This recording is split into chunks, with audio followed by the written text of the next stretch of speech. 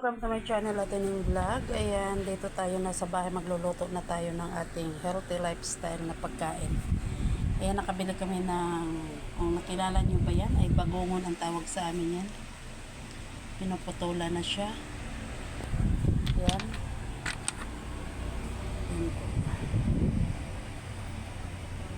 So ito ang gagawin natin dito ay sasawgan natin siya ng mga talbos at saka kalabasa at gabi. Yan ang ating ulam ngayon. Tsaka wala katapos ang kamuti. Yan. Yan muna tayo ngayon habang hindi pa tayo open. So yan, magpakulo lang tayo ng tubig. Hindi na tayo mag-igisa para iwas naman tayo sa oil. So pakuluin lang natin yan. At ilagay natin yung ating mga pamakabango ng sibuyas, kamatis at luya. So pagpakulo niyan, saka natin lalagay yung ating mga gulay. So yan, kumulo na siya guys. So ang una natin ilalagay itong kalabasa at gabi. Kasi yan po ay matagal pang lumambot. Yung ating shell, yun po ang pinakahuli kasi yun po ay mabilis lang yun.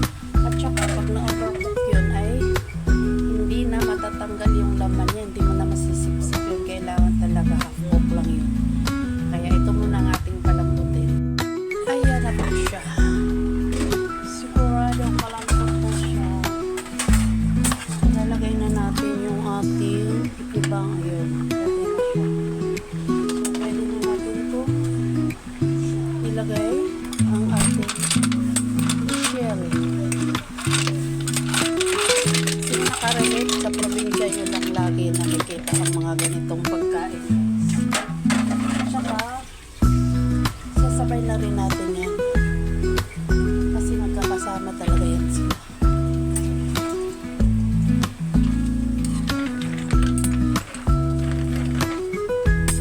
At isasabay na rin natin ang ating gata.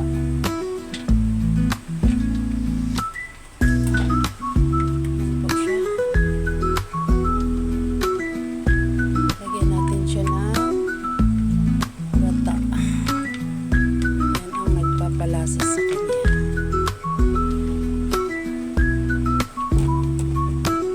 So napakadali lang magluto niyan. Kasi hindi yan talaga pwedeng matagal siya.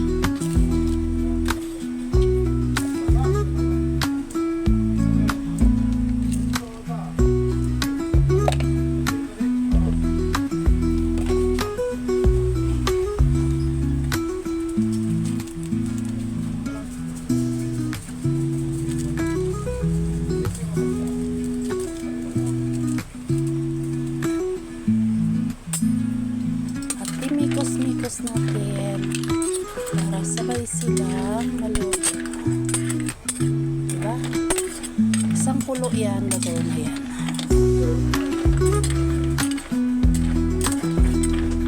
Ganito lang kasimple magluto ng ginataang bagongon na may mga gulay. So yan, pakuluin lang natin sa plate. At okay na yan. Na siya.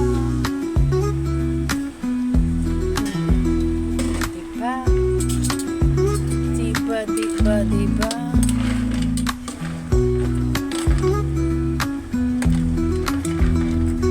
Ganun po kasimple guys magluto.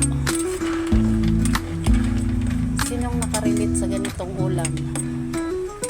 Mga Bisaya.